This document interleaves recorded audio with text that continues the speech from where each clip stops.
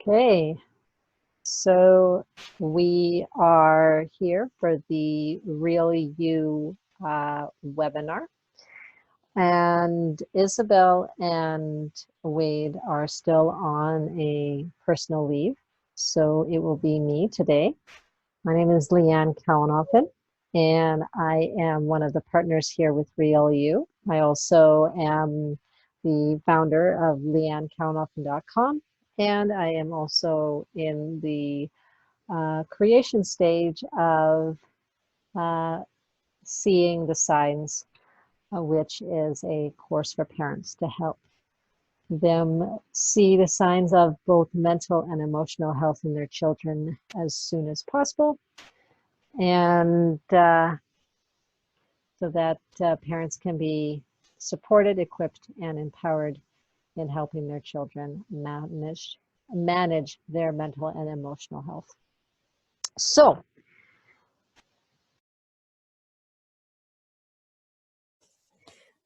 today we are going to be talking about three major areas. So we're going to be first talking about 5 main benefits of mindfulness for children. We're going to be talking about 8 mindful breathing tips.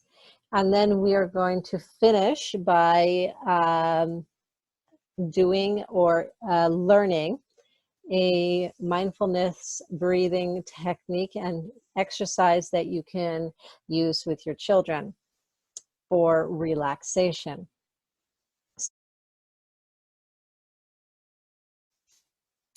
Okay, so the second topic that I would like to talk to all of you guys about or share with you is 8 tips for mindful breathing. Now, when we're introducing mindfulness exercises to our children, we're not going to be really too strict. There's no right or wrong way of doing anything when it comes to mindfulness. The main thing is to start becoming aware of what's going on, what's in your body, relaxation, and all of that. But for you as a parent, the best way to teach your child about mindfulness is to be the role model. And the best way to be the role model is to be able to know what you are teaching your child by implementing it and practicing it yourself. So for you, I decided that I was going to share 8 mindfulness breathing tips and why and what the benefits of them are. So our first one is sitting or standing tall. So when you're sitting, you can do mindfulness exercises laying down as well. And when it comes to children, the main thing is that they're relaxed. Yeah, that's what we're focusing on. That's our main goal, is to get them to be relaxed. So when you're sitting or standing, you want to raise your shoulders up, push them back, and then down, and have your chest open and out. So your chest is up and out, and your shoulders are down and back. Okay, good posture will get you the best effects from your breathing exercises. Okay, so number 2, breathe slowly. Breathing slowly helps kids to become aware that their feelings are changing. Helps them to become aware of their body. Slow, relaxed breathing actually affects our body part, certain body parts in a very positive way. And that effect helps to control our feeling. So slow breathing from the diaphragm affects sleep, memory, energy level, and focus. It's amazing how much our body is The left hand isn't just the left hand. The left hand, the left hand can affect so much of the body. And the same goes with every other part. They all contribute and affect each other. So, number 3 is to breathe through the nose. Breathing through the nose warms up the air for the lungs. It cleans the air, and it wards off viruses. It slows the breathing rate and helps to create a greater focus, which helps you and your child when you're doing the mindfulness exercises to stay connected to your body and to your breathing. Number 4 is to breathe from the belly, not the chest. Babies always breathe with their belly. They have, from the minute they were born, they breathe full belly breathing in and out. Shallow breathing actually decreases focus, lowers our energy, and heightens anxiety. Somewhere between baby and adult, we stopped breathing deep belly breaths, which produces an increase of focus, a higher energy, and lowers our anxiety. Ever wonder why kids have so much energy? It might be because they're breathing with their bellies. Just a thought. Hey, what are we on? What did I say? I lost my track of thought here. 4. Number 4, 5.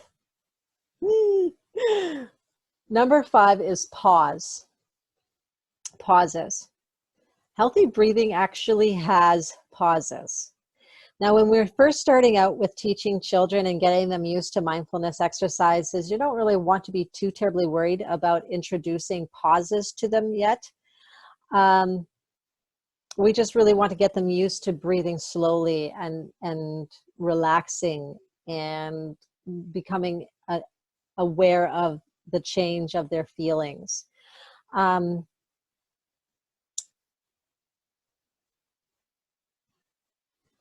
If we try to introduce breathing with pauses too early with children, they might not understand. It may cause stress. Besides, the more you practice mindfulness with your children, and the more they really start to get the relaxation of all of it, the pauses should come naturally in the state of relaxation. Hey, number 6, knowing which exercises to use. Now, this is a little bit,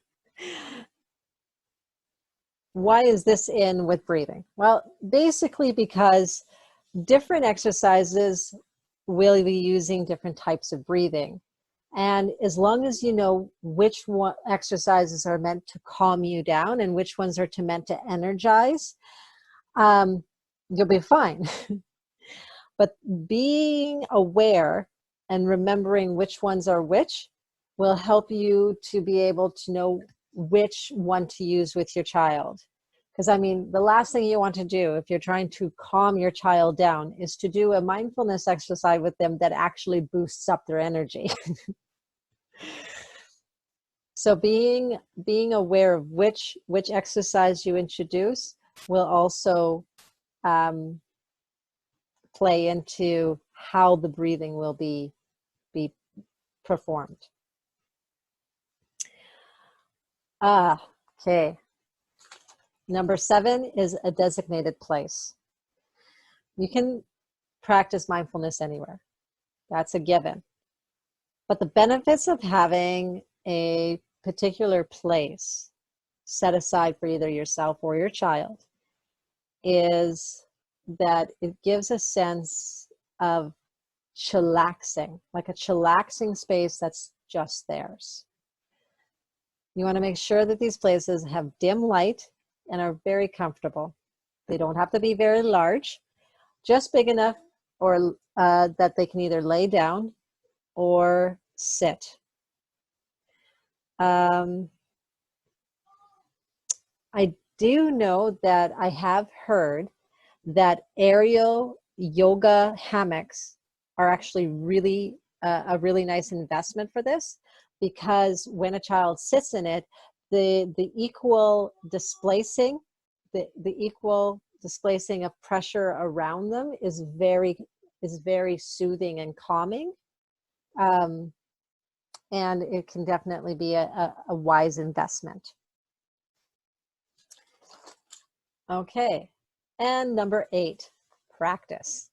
Mindful breathing and mindful exercises, these are all skills. And like every skill, they require practice. The more you practice something, the more it becomes ingrained into our system. Now, there is scientific things to prove that with like connections and everything, that the more you do something, the stronger the connections are. The best thing I can say is that the more you practice this, the more you are equipping your child to being able to manage their mental and emotional well-being much more proficiently when you're not there. So, yeah. And you really don't need that much time. Even a few minutes a day, every single day, is enough to alter your child's mental and emotional well-being in a positive way. So really just practice, practice, practice.